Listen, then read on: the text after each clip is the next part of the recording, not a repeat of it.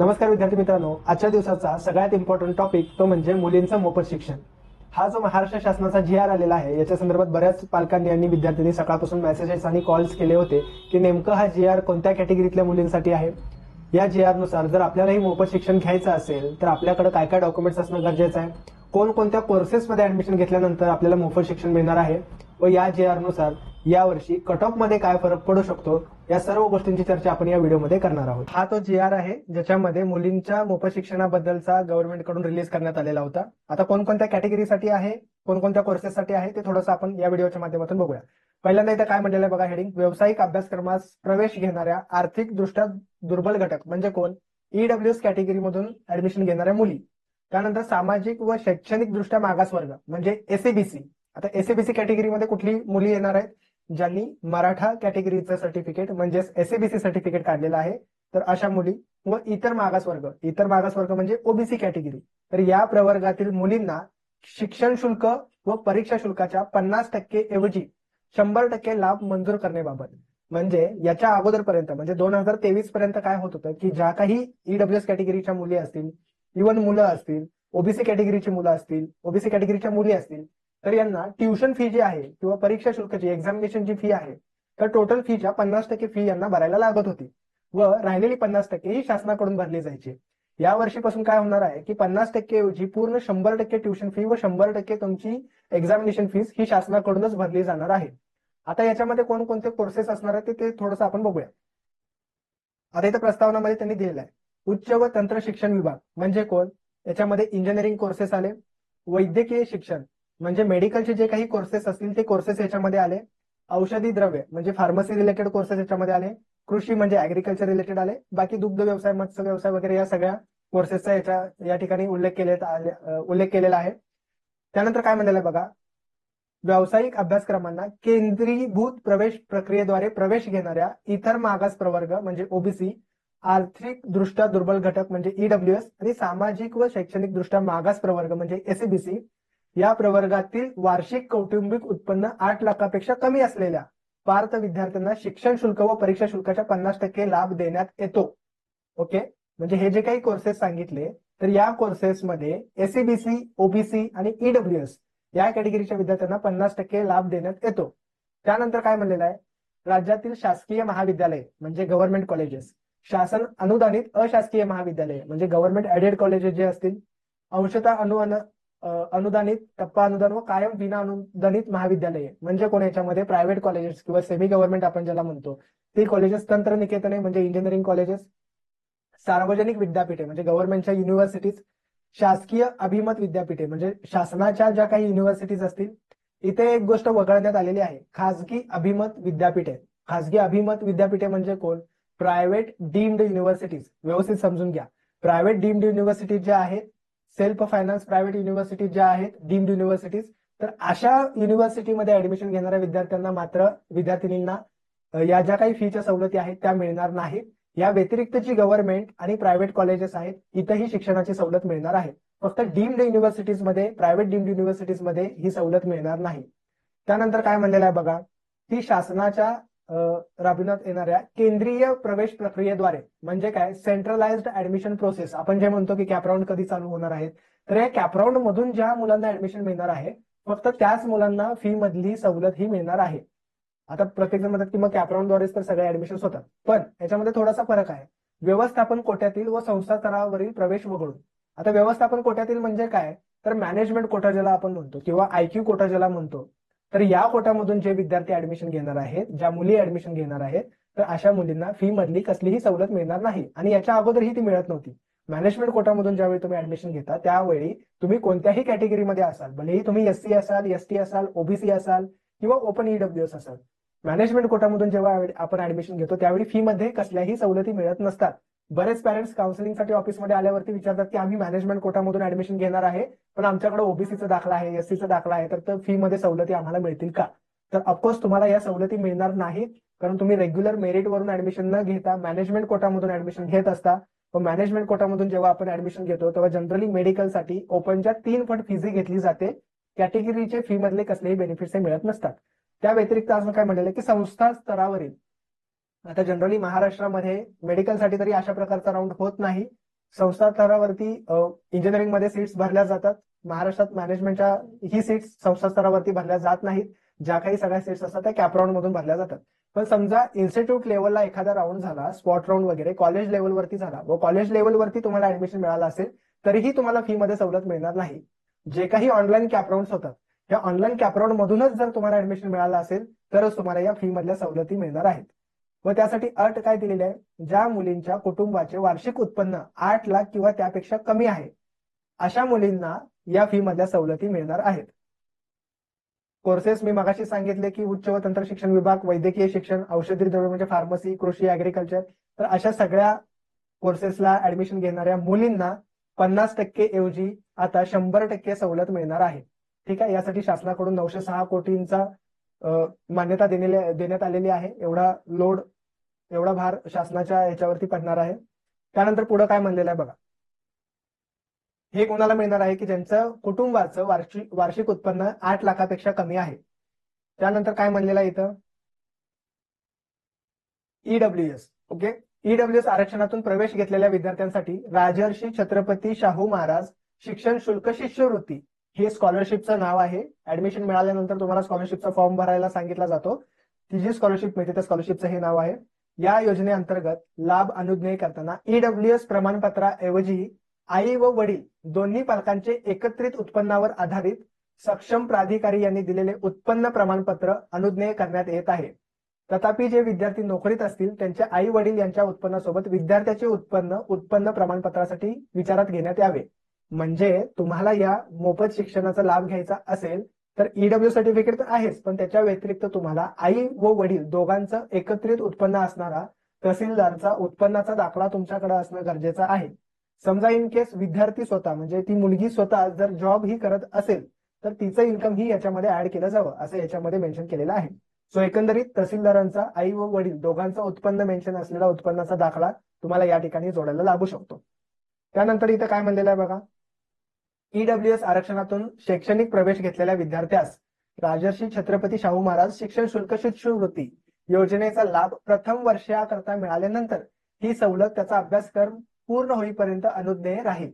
म्हणजे एखाद्या विद्यार्थ्याला ईडब्ल्यूएस मधून ऍडमिशन मिळालं, फर्स्ट इयरला त्यांना सवलत मिळाली तर ही सवलत त्यांना पुढचे जे काही 4 वर्षाचा कोर्स असेल, 4.5 वर्षाचा कोर्स असेल तर पूर्ण तुमचा कोर्स संपेपर्यंत ही शिष्यवृत्ती तुम्हाला मिळत राहणार. अशा विद्यार्थ्यांना दुसऱ्या वर्षापासून दरवर्षी उत्पन्न प्रमाणपत्र सादर करण्याची आवश्यकता राहणार नाही. म्हणजे बरेच पॅरेंट्स आणि विद्यार्थी आम्हाला विचारतात की या वर्षी आमचं उत्पन्न 8 लाखापेक्षा कमी आहे, पण कदाचित पुढच्या वर्षीपासून आमचं उत्पन्न वाढू शकतं. तर इथे एक गोष्ट मेन्शन केलेली आहे की तुम्हाला फक्त फर्स्ट इयरला उत्पन्नाचा दाखला द्यायचा आहे. सेकंड इयर पासून तुम्हाला पुन्हा उत्पन्नाचा दाखला देण्याची गरज नाही. फर्स्ट इयरला जर तुमचं 8 लाखापेक्षा कमी 8 लाख किंवा 8 लाखापेक्षा कमी उत्पन्न होतं व त्यावेळी तुम्हाला जर स्कॉलरशिप मिळाली आहे तर प्रत्येक वेळी तुम्हाला परत सेकंड इयर पासून उत्पन्नाचा दाखला प्रूफ म्हणून देण्याची गरज नाही. तुम्हाला या स्कॉलरशिपचे बेनिफिट्स मिळत राहतील. तर अशा प्रकारचा हे GR आज आलेला होता आणि याच्यामध्ये सगळ्या कोर्सेसही मेन्शन केलेले आहेत. आता राहिलेल्या फीज साधारणतः काय फीज असणार आहे ज्या आपल्याला कॉलेजमध्ये भरायला लागू शकतात तेही थोडंसं आपण बघणार आहोत. कोर्सेसनी ऑलरेडी क्लिअर केले की इंजिनिअरिंग आणि मेडिकल मेजरली आपल्याकडे स्टुडंट्स आहेत. तर इंजिनिअरिंग आणि मेडिकल गव्हर्नमेंट ऍडेड, प्रायव्हेट किंवा सेमी गव्हर्नमेंट ज्याला आपण म्हणतो, तर या सगळ्या कॉलेजेसमध्ये हा लाभ मिळणार आहे. फक्त प्रायव्हेट डीम्ड युनिव्हर्सिटीजमध्ये फीच्या कसल्याही सवलती मिळणार नाही. हा जो GR आहे हा फक्त मुलींसाठी आहे, मुलांसाठी हा GR ऍप्लिकेबल नाही. त्यानंतर साधारणतः आता या फीच्या सवलती तुम्हाला मिळाल्या तर या सवलती मिळायच्या अगोदर तुम्हाला साधारणतः काय फी स्ट्रक्चर बसत होतं, म्हणजे किती फीस तुम्हाला पे करायला लागत होत्या आणि साधारणतः आता तुम्हाला काय फीस पे करायला लागू शकतात हे थोडंसं आपण इंजिनिअरिंग आणि मेडिकल दोन्हीचे फी स्ट्रक्चर सुद्धा आता बघणार आहोत. ते आहे PICT कॉलेजचं, पुण्यामध्ये जे पुणे इन्स्टिट्यूट ऑफ कॉम्प्युटर टेक्नॉलॉजीचे कॉलेज आहे त्यांचं मागच्या वर्षीचं फी स्ट्रक्चर आहे. आता हा कॉलमकडे तुम्ही लक्ष द्या. OBC, EWS, EBC आणि EWS साधारणतः फीस तेवढ्याच असतात आणि याच्यामध्ये अजून एक कॅटेगरी ऍड होईल ती म्हणजे SCBC. आता साधारणतः ट्युशन फी किती भरायला लागत होत्या तर 39,000 एवढी ट्युशन फी साधारणतः या कॉलेजला भरायला लागत होती. एवढी फी या तुमच्या टोटल फी मधून मायनस होईल. म्हणजे 60,000 आहे तर 60,000 मधून 40,000 गेले पकडून चला, म्हणजे 25,000च्या आसपास तुम्हाला फी या वर्षी भरायला लागतील. सो साधारणतः इंजिनिअरिंगच्या फी स्ट्रक्चर मध्ये एवढा फरक यावर्षी पडणार आहे. एक 40,000चा फरक यावर्षी इंजिनिअरिंगच्या मुलांचा 40,000चा फरक हा पडू शकतो. एवढ्या फीस तुमच्या मायनस केल्या जातील. आता याच्यामुळे असंही होऊ शकतं की काही कॉलेजेस असे आहेत जिथं ट्युशन फी जास्ती असल्यामुळं मुली त्या कॉलेजला जाण्याचं थोडंसं टाळत होत्या किंवा अदर कॉलेजेस जिथं थोडीशी फी कमी आहे अशा ठिकाणी जात होत्या. पण आता ट्युशन फी ऑलमोस्ट झिरो झाल्यामुळं थोडेसे कट ऑफ सुद्धा यावर्षी वाढू शकतात.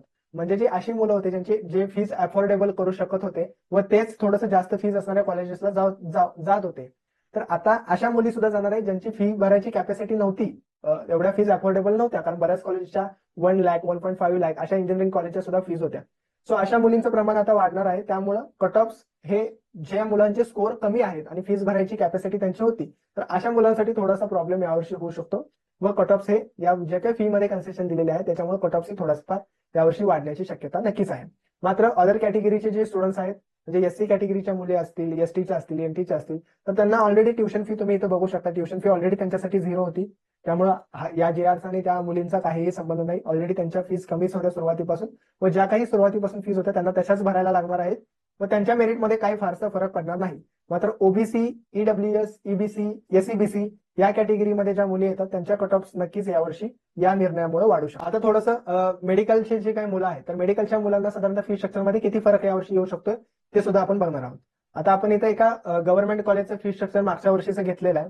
तर इथं ईडब्ल्यूएस कॅटेगरीच्या मुलांसाठी साधारणतः काय फीज होते, ईडब्ल्यूएस आणि ओबीसी साधारणतः काय फरक पडतोय ते मी थोडंसं सांगतो. साधारणतः एक 57,000 म्हणजे अराउंड 60,000च्या आसपास ओपन कॅटेगरीच्या मुलांच्या फीज या जात होत्या गव्हर्नमेंट कॉलेजेसला. ईडब्ल्यूएस कॅटेगरी म्हणजे ओपन कॅटेगरीचे स्टुडंट्स. तर साधारणतः ही 57,000 ही पूर्ण यावर्षी मायनस होणार आहे मुलींसाठी. तर साधारणतः फीज तुम्हाला किती भरायला लागतील, या काय रिमेनिंग फीज राहिल्या साधारणतः 10 ते 15,000च्या आसपास. तर एवढ्याच फीज गव्हर्नमेंट कॉलेजेसला यावर्षी मुलींना भरायला लागणार आहे. आता प्रायव्हेट कॉलेजचाही आपण विचार करूया. प्रायव्हेट कॉलेज किंवा ज्याला आपण सेमी गव्हर्नमेंट असं म्हणतो, तर अशा कॉलेजेसमध्ये अगोदर काय फीज पे करायला लागत होते आणि आता किती पे करायला लागणार आहेत हेही थोडंसं आपण बघूया. आता इथं मी तेरणा मेडिकल कॉलेजचं 2023-24चं फी स्ट्रक्चर घेतलेलं आहे. आता ही सवलत देण्याच्या अगोदर जेव्हा 50% सवलत होती त्यावेळी साधारणतः ईडब्ल्यूएस आणि ईबीसी कॅटेगरीच्या मुलांना किती फीज पे करायला लागत होती. ट्युशन फी तुम्ही या ठिकाणी बघू शकताय. ट्युशन फी साधारणतः 3,63,000 फी ही भरायला लागत होती. ईबीसी, ईडब्ल्यूएस आणि ओबीसी सगळ्यांना साधारणतः तेवढीच फी होती, म्हणजे 3,63,000 रुपये तुमची ट्युशन फी ही तुम्हाला पे करायला लागत होती. यावर्षी ही फी तुम्हाला पे करायला लागणार नाही. म्हणजे समजा तुमच्या ही काही 3,63,000 आहे ते साधारणतः एवढी फीस तुमच्या टोटल फी मधून मायनस होणार आहे. त्या व्यतिरिक्त तुमचे जे काही एक्झामिनेशन फीज असतात, आता या एक्झामिनेशन फीज फार अशा नसतात, साधारणतः फार तर फार 10,000च्या आसपास या तुमच्या एक्झामिनेशनच्या फीज असतात, त्याही तुम्हाला परत मिळणार आहेत, तुम्हाला भरायला लागणार नाही. सो समजा तुमची आता तेरणा मेडिकल कॉलेजला तुमचं हॉस्टेल मेस सगळा खर्च पकडून साधारणतः एक 8 लाखच्या आसपास जात होता, तर त्याच्यामधून 3,63,000 तुम्ही मायनस करू शकता. तर जी काही फी तुम्हाला पे करायला लागणार ती बाकीच्या फीज या पे करायला लागणार आहेत. आता बाकीच्या फीज काय काय आहेत, तुमचे लायब्ररीचे डिपॉझिट, लॅबोरेटरीचे डिपॉझिट, हॉस्टेल मेसचे डिपॉझिट्स असतील, हॉस्टेल मेसच्या फीज असतील, बाकीच्या फी मात्र तुम्हाला पे करायला लागणारच आहेत. तर बाकीच्या फी काय आहेत तर यावर्षीच्या फी स्ट्रक्चरमध्ये आपल्याला कळेलच. फक्त तुम्हाला ट्युशन फी फक्त या फी स्ट्रक्चर मधून मायनस करायची आहे आणि एक्झामिनेशन फीज जर इथं मेन्शन केली असेल तर ती तुम्हाला मायनस करायची आहे. रिमेनिंग फी तुम्हाला आहे अशा पे करायला लागणार आहेत. एससी, एसटी आणि बाकीच्या एसबीसी, एनटी कॅटेगरीचा विचार करायला गेला तर ऑलरेडी सेमी गव्हर्नमेंट किंवा प्रायव्हेट कॉलेजेसमध्ये ट्युशन फी या कॅटेगरीच्या मुलींना भरायला लागत नव्हत्या, त्यामुळे त्यांच्या फी स्ट्रक्चरवरती काहीही फरक पडणार नाही. आता बीएमएस कॉलेजचं सुद्धा थोडंसं डिस्कस करूया आणि याच्यानंतर आपण कट ऑफ वरती काय फरक पडणार आहे सगळ्याच कोर्सेससाठी, एमबीबीएस असू दे किंवा बीएमएस असू दे, त्याच्याबद्दल सुद्धा डिस्कस करणार आहोत. आता हा GR येण्याच्या अगोदर ओबीसी कॅटेगरीच्या मुलींना साधारणतः 1,10,000 ट्युशन फी ही पे करायला लागत होती. म्हणजे ऍक्च्युअल ट्युशन फी असायची ती 2,21,000च्या आसपास, पण 50% सवलत मिळून साधारणतः 1,10,000च्या आसपास ही ट्युशन फी आपल्याला पे करायला लागत होती. आता ही सुद्धा फी आपली माफ होणार आहे. म्हणजे राहणार काय तर डेव्हलपमेंट फी 23,000, डिपॉझिट साधारणतः 10,000, म्हणजे तुम्ही पकडून चलाय की 30 ते 40,000च्या आसपास तुमची ही कॉलेजची फी यावर्षी जाणार आहे. आणि हे ईडब्ल्यूएस कॅटेगरी म्हणजे यावर्षीची एससीबीसी कॅटेगरी किंवा ईडब्ल्यूएस कॅटेगरी त्याही मुलांची साधारणतः 1,32,000 पर्यंत मुलींची फीस जात होती. त्यामध्ये परत 1,10,000 तुम्हाला कन्सेशन मिळणार आहे. साधारणतः 20-30,000च्या आसपास तुमच्या या कॉलेजच्या फी जाणार आहेत. आता हे फी स्ट्रक्चर आहे YMT आयुर्वेदिक मेडिकल कॉलेज नवी मुंबईचं आहे. तर साधारणतः मुलींच्या एवढ्या फीज यावर्षी कमी होणार आहेत. मुलांसाठी मात्र फी स्ट्रक्चर सेमच राहील. मुलांना कसल्याही प्रकारच्या फी मध्ये सध्या तरी सवलती दिलेल्या नाहीत. 50% फक्त ट्युशन फी मध्ये सवलत होती, तेवढीच सवलत तुम्हाला सध्या राहणार आहे. आता याचा कट ऑफ वरती काय परिणाम होणार हे थोडंसं डिस्कस करूया. दरवर्षी काय व्हायचं की गव्हर्नमेंट एमबीबीएस असू दे आणि सेमी गव्हर्नमेंट कॉलेज असू दे, तर यांच्या कट ऑफ मध्ये साधारणतः 50 मार्काचा डिफरन्स असायचा, 40 ते 50 मार्काचा डिफरन्स असायचा. हा डिफरन्स का असायचा सर, बऱ्याचशा अशा मुली असायच्या ज्यांना इझिली सेमी गव्हर्नमेंट कॉलेज मिळत असायचं, पण फी साधारणतः 7 लाख, 8 लाख, 10 लाख एवढ्या रेंजमध्ये फी जात असल्यामुळं त्या मुली एमबीबीएस कोर्सला ऍडमिशन न घेता बीएमएस कोर्सला घ्यायच्या. सेम बीएमएस कोर्स बाबतीत सुद्धा व्हायचं, ज्या मुलींना सेमी गव्हर्नमेंटला म्हणजे प्रायव्हेट बीएमएस कॉलेजेसला ऍडमिशन मिळत असायचं, पण 2 लाख 2.5 लाख फी भरणं शक्य नसल्यामुळे या मुली बीएचएमएस कोर्सला ऍडमिशन घ्यायचं किंवा डेंटलच्याही बाबतीत असंच व्हायचं. त्याच्यामुळे ज्या मुलांचा स्कोर कमी आहे व फीस भरायची तयारी आहे अशा मुलांना या सीट्स इझिली मिळून जात होत्या. यावर्षी गव्हर्नमेंट कॉलेजच्या फीस आणि प्रायव्हेट कॉलेजच्या फीस ह्या ऑलमोस्ट सेम होणार आहेत. त्याच्यामुळे गव्हर्नमेंट कॉलेजच्या कट ऑफ मध्ये आणि प्रायव्हेट कॉलेजच्या कट ऑफ मध्ये जो काही 30-40 मार्काचा गॅप येत होता, जो काही डिफरन्स येत होता, हा डिफरन्स ऑलमोस्ट यावर्षी 0 होण्याची शक्यता आहे. कारण फीज सेम झाल्यामुळं मुलांचा कल हा दोन्हीकडे असणार आहे. म्हणजे ज्या मुली ड्रॉप घेत होत्या किंवा अदर कोर्सेसला जात होत्या कॉम्प्रोमाइज करून, या मुली आता ड्रॉप न घेता किंवा कॉम्प्रोमाइज न करता आपल्याला एखाद्या त्यांच्या सिटीमधलं प्रायव्हेट कॉलेज जरी मिळत असेल तरी त्या प्रायव्हेट कॉलेजचं ऑप्शन टाकून तिथे ऍडमिशन घेणार आहेत. कारण ट्युशन फी 100% तुमच्या माफ झालेल्या आहेत. फक्त तुम्हाला हॉस्टेल मेसच्या फीज आणि डेव्हलपमेंट फीज ज्या काही लहान सहान फीज असतील तेवढ्याच फीज तुम्हाला पे करणार आहेत. त्यामुळे सेमी गव्हर्नमेंट कॉलेजचा जो कट ऑफ खाली जात होता तो यावर्षी खाली न जाता सेमी गव्हर्नमेंट कॉलेजेसचा कट ऑफ मागच्या वर्षीपेक्षा वाढण्याची यावर्षी शक्यता आहे. आता हे कट ऑफ कुठल्या कॅटेगरीचे वाढतील तर ओबीसी कॅटेगरीचे, ईडब्ल्यूएस कॅटेगरीचे आणि जी नवीन 10% रिझर्वेशन मिळालेलं आहे एससीबीसी कॅटेगरी, तर या कॅटेगरीचे सेमी गव्हर्नमेंट कॉलेजेसचे कट ऑफचे वाढण्याची शक्यता आहे. साधारणतः जर असा गॅप नीलच झाला तर साधारणतः 20-30 मार्कांनी परत इथं सुद्धा यावर्षी कट ऑफ मध्ये फरक पडू शकतो. मात्र जे अदर कॅटेगरीचे स्टुडंट्स आहेत एससी, एसटी, एनटी यांच्या कट ऑफ मध्ये फारसा फरक हा पडणार नाही. मुलांसाठी आणि असे विद्यार्थी ज्यांची फीस भरायची तयारी होती पण स्कोअर थोडासा कमी आला होता, चान्सेस वाटत होते की सेमी गव्हर्नमेंट कॉलेजला ऍडमिशन मिळून जाईल, तर अशा मुलांसाठी मात्र थोडीशी डिफिकल्टी यावर्षी ऍडमिशन मिळवण्यासाठी होऊ शकते. आता हा जो निर्णय आहे हा फक्त महाराष्ट्रापुरताच मर्यादित आहे. बरेचसे पॅरेंट्स विचारतात की आम्ही आता कर्नाटकमध्ये ऍडमिशन घेणार आहे तर तिकडं आम्हाला या सवलती मिळतील का, तिकडं मोफत शिक्षण मिळेल का? तर याचं उत्तर आहे नाही. या ज्या काही सवलती आहेत त्या फक्त तुम्हाला महाराष्ट्रातीलच कॉलेजेसमध्ये मिळणार आहेत. कर्नाटकातील किंवा अदर कोणत्याही स्टेटमधील कॉलेजेसमध्ये या सवलती तुम्हाला मिळणार नाहीत. यासाठी डॉक्युमेंट्स काय लागणार होते तेही मी क्लिअर केलेलं आहे, कोणते कोर्सेस याच्यामध्ये आहेत तेही क्लिअर केलेलं आहे, कट ऑफ वरती काय परिणाम होऊ शकतो व साधारणतः यावर्षीचे फी स्ट्रक्चर कसे असू शकतात त्या सगळ्या गोष्टी मी या व्हिडिओमध्ये क्लिअर केलेल्या आहेत. तरीही तुम्हाला काही डाऊट्स असतील तर कमेंटमध्ये तुम्ही विचारू शकता व अशाच इन्फॉर्मेटिव्ह व्हिडिओसाठी आरंभ करिअर ॲडवायझरच्या युट्यूब चॅनलला सबस्क्राईब करा व तुम्हाला तुमची पुढची मेडिकल ऍडमिशन प्रोसेस किंवा इंजिनिअरिंग ऍडमिशन प्रोसेस ही आरंभच्या ऑफिसमधून करायची असेल तर आरंभच्या सांगलीतील काउन्सिलिंग सेंटरला व्हिजिट करा, काउन्सिलिंगसाठी रजिस्ट्रेशन करा. थँक्यू.